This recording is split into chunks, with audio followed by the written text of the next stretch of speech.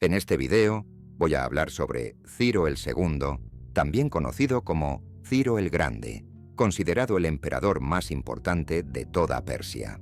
Ciro el Grande es una figura legendaria en la historia antigua. Es conocido por sus conquistas y por establecer uno de los imperios más grandes de la antigüedad, el imperio persa aqueménida. La ascensión de Ciro al poder marcó el fin del control de los medos sobre los persas y también la caída del imperio babilónico. La línea de sucesión de Ciro estaba fuertemente vinculada a la realeza persa. Fue precedido como rey por su padre, Cambises el I, y su abuelo, Ciro el I, una dinastía de monarcas persas que dejaron su huella en la historia.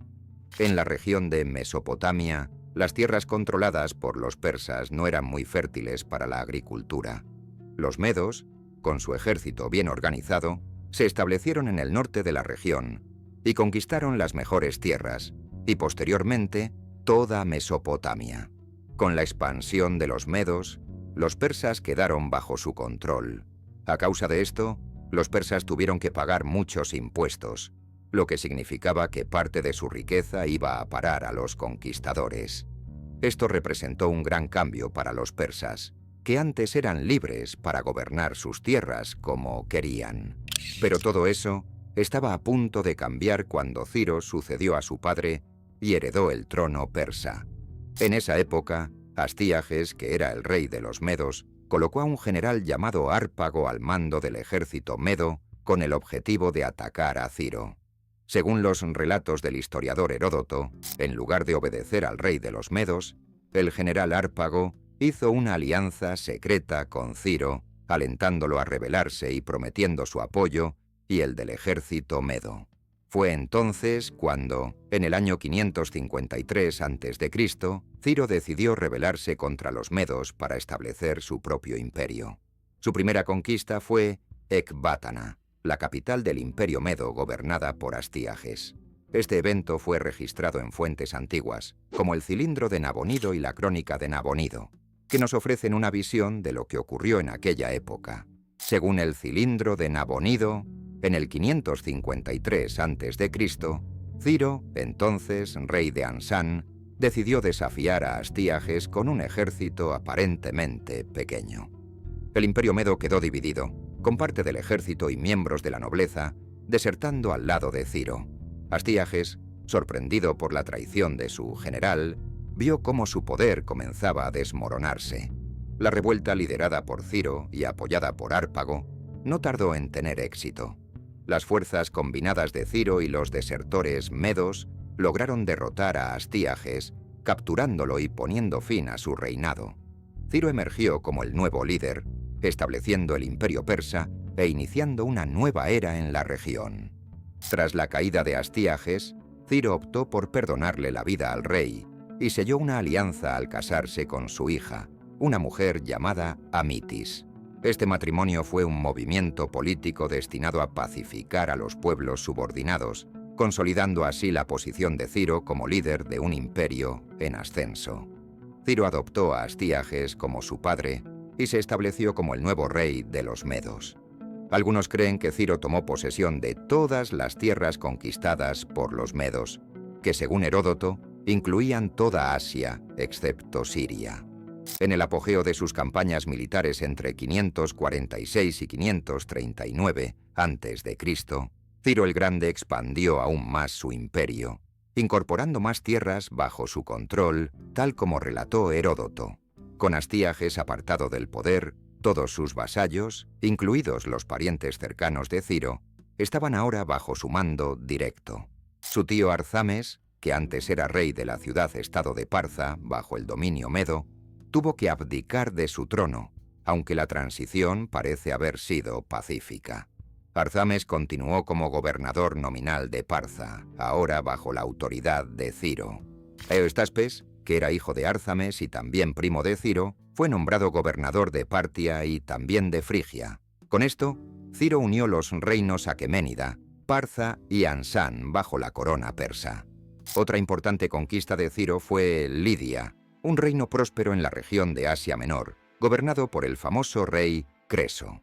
Lidia era conocida por su riqueza y también por su influencia, lo que la convirtió en un objetivo para Ciro. Creso era aliado y cuñado del rey Medo Astiages y prometió vengar la caída de su pariente cuando se enteró de que Ciro lo había depuesto. Esta promesa de venganza desencadenó una serie de eventos que culminaron en un enfrentamiento armado. La primera gran batalla tuvo lugar cerca de Pteria, una ciudad en Capadocia. Los ejércitos de Ciro y Creso se enfrentaron, pero la batalla terminó en un empate, con ambos bandos sufriendo grandes bajas. Creso, decidiendo retirarse a Sardes durante el invierno, fue seguido por Ciro. Una segunda batalla ocurrió cerca de Timbre, donde Ciro innovó al utilizar camellos para dispersar la caballería de Lidia, lo que obligó a Creso a retirarse a su capital, Sardes.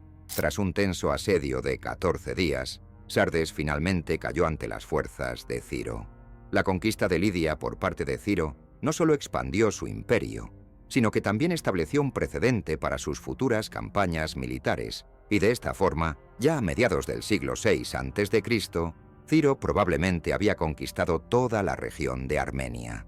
Pero de todas las conquistas de Ciro, podemos decir que la más famosa fue la conquista de Babilonia en el 539 a.C. Uno de los momentos más memorables de este episodio fue la manera ingeniosa en que Ciro y sus hombres lograron entrar en Babilonia. En aquella ocasión, los babilonios celebraban despreocupados, dejando las grandes puertas de la ciudad abiertas. Babilonia contaba con una defensa natural, el río Éufrates, que solo era posible atravesar en barcos, los cuales podían ser vistos desde lejos por los guardias de la ciudad. Es decir, era casi imposible llegar hasta la ciudad con un ejército sin ser visto a kilómetros de distancia. Pero Ciro pensó en ello y logró atravesar el río Éufrates con su ejército sin ser detectado por los guardias de Babilonia. Ciro ordenó a su ejército que excavara un gran lago artificial y luego desvió las aguas del río Éufrates hacia ese lago, haciendo que el río se volviera poco profundo, permitiendo que su ejército lo cruzara sin necesidad de embarcaciones. Esto permitió que el ejército de Ciro marchara por el río con el agua hasta la cintura, sorprendiendo a la ciudad durante la noche.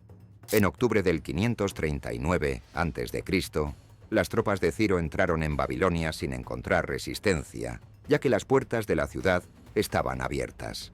El rey babilónico Nabónido se rindió, marcando el fin de su reinado y el comienzo de una nueva era bajo dominio persa. Esta victoria marcó el fin del dominio de los gobernantes semitas en Mesopotamia y en el Medio Oriente, estableciendo la primera potencia mundial de origen ario. Con Babilonia bajo dominio persa, Ciro añadió a su nombre el título de Rey de Babilonia, convirtiéndose en una figura de renombre no solo entre los persas, sino en toda la región. Y al heredar estos vastos territorios que alguna vez pertenecieron al imperio babilónico, Ciro enfrentó el desafío de unificar y gobernar estas tierras de manera eficaz. Sin embargo, todo indica que la transición de poder fue relativamente tranquila, con relatos que sugieren que Ciro no enfrentó grandes problemas para pacificar las regiones recién conquistadas. Después de conquistar Babilonia, Ciro se encontró en control de una gran riqueza y poder. Los valles de los ríos de Mesopotamia proporcionaban una base estable para la agricultura, mientras que la costa mediterránea ofrecía recursos valiosos para el comercio y acceso a importantes rutas comerciales.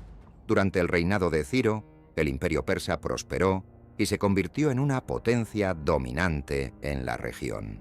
Y para describir esta gran conquista, Ciro ordenó que se creara un documento conocido como el Cilindro de Ciro. El Cilindro de Ciro fue un documento redactado con el propósito de ser publicado en Babilonia en un intento de fortalecer la imagen de Ciro y humillar aún más al antiguo rey Nabónido. En este documento, Ciro es representado como un líder designado de forma divina, atribuyendo su victoria al propio dios de Babilonia, Marduk, quien estaba descontento con Nabónido y por eso habría enviado a Ciro para conquistar la ciudad.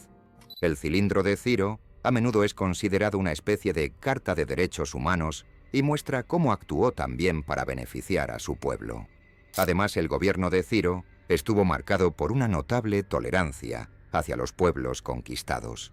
Hizo mejoras significativas en la vida de los habitantes de Babilonia al repatriar a los pueblos desplazados y también restaurar templos y santuarios de culto. Ciro también cooperó con los judíos, devolviendo los utensilios del templo de Jerusalén que Nabucodonosor había llevado a Babilonia 70 años antes. El cilindro de Ciro contiene una inscripción que detalla estas políticas humanitarias del emperador persa. Esta inscripción cita a Ciro diciendo lo siguiente: devolvía a ellos ciudades sagradas al otro lado del río Tigris, cuyos santuarios habían estado en ruinas durante mucho tiempo, las imágenes que solían habitar en ellos, y establecí santuarios permanentes para ellas. También reuní a todos sus antiguos habitantes y los devolví a sus hogares. Esta actitud de Ciro hacia los pueblos conquistados era muy diferente de la dominación cruel y opresiva que muchos líderes habían ejercido antes que él. Poco se sabe sobre los últimos años de vida de Ciro. Después de consolidar un vasto imperio que se extendía desde Asia Menor hasta el Medio Oriente, Ciro enfrentó desafíos y conflictos en sus fronteras orientales. Heródoto relata que Ciro habría muerto en una batalla contra los maságetas, un pueblo nómada que vivía más allá del río Jaxartes. Según la historia, la reina de este pueblo habría decapitado a Ciro como venganza por la muerte de su hijo. Otro historiador persa afirma que Ciro habría sido asesinado mientras intentaba reprimir una revuelta de los dérbices, otro pueblo nómada de Asia Central. Estas diferentes versiones solo aumentan el misterio en torno a la muerte del gran emperador persa. Ciro fue finalmente enterrado en Pasargada, con su manto, armas y joyas a su lado. La tumba de Ciro fue descubierta por arqueólogos y es considerada un importante sitio histórico en Irán hasta el día de hoy. Tras su muerte, su hijo Cambises, el segundo, ascendió al trono. Continuó con las conquistas y expandió aún más el imperio persa, siguiendo los pasos de su padre. Así, incluso después de su muerte, Ciro dejó un legado duradero que no solo moldeó el imperio persa, sino también la historia de la humanidad. Si te ha gustado este contenido, no olvides darle like, que me ayuda mucho en mi trabajo. Nos vemos en el próximo video.